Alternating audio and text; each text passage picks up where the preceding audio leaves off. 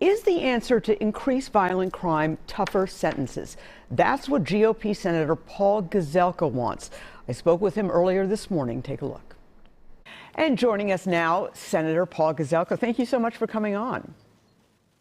Esme, good to be on your show again. All right.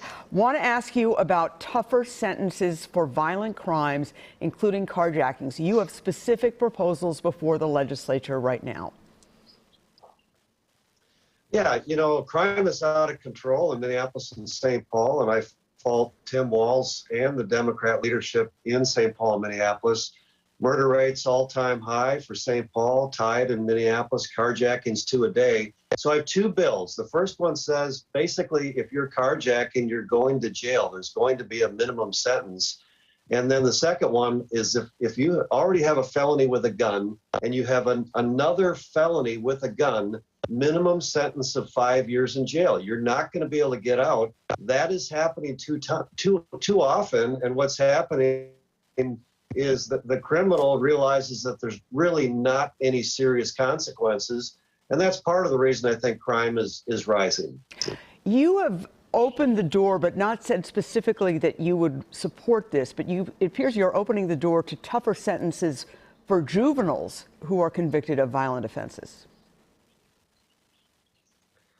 Well, you know, I've talked to a number of folks, and a number of the juvenile detention centers have just been closed. They're not operating, and so more and more that younger criminal is just being released like a revolving door. And so right now, frankly, if you're 16 or 17, you can be tried as an adult.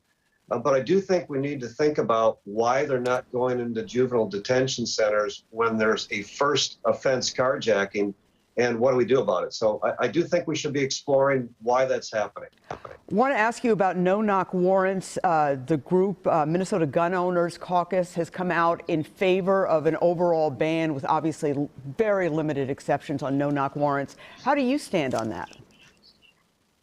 Well, I put out a tweet that said I think that we should review the no-knock warrant. We made changes to that within the last 2 years as part of the public safety bills that we were working on.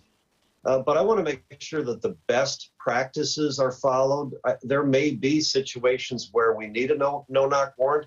One of the strategies, frankly, is you breach the door and you hold there. And so I'm going to let the experts work through that, but I think it's wise to take a look at it. All right, I want to ask you about your run for governor. You've come in first in a very important straw poll, and the latest poll from our friends at KSTP showed that you made a big gain, as did Scott Jensen, who was also running, the former senator. You and he made big gains in the past month or so. What do you attribute that to?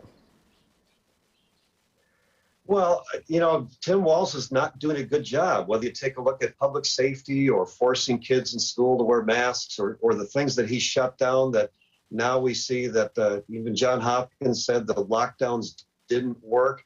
It's something that I opposed him all the way through. And now the average citizen is just frustrated. I went to a school board in Waconia just to sit there and listen, and there was about 200 parents there fed up with all of these mandates that really started with Tim Walz and then spread out to some of these communities. So he hasn't done good on public safety. The economy's not in good shape. Parents are frustrated with their education of their kids and that they're not involved and not aware of what's going on.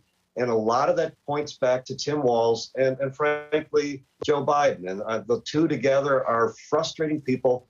They're ready for a change.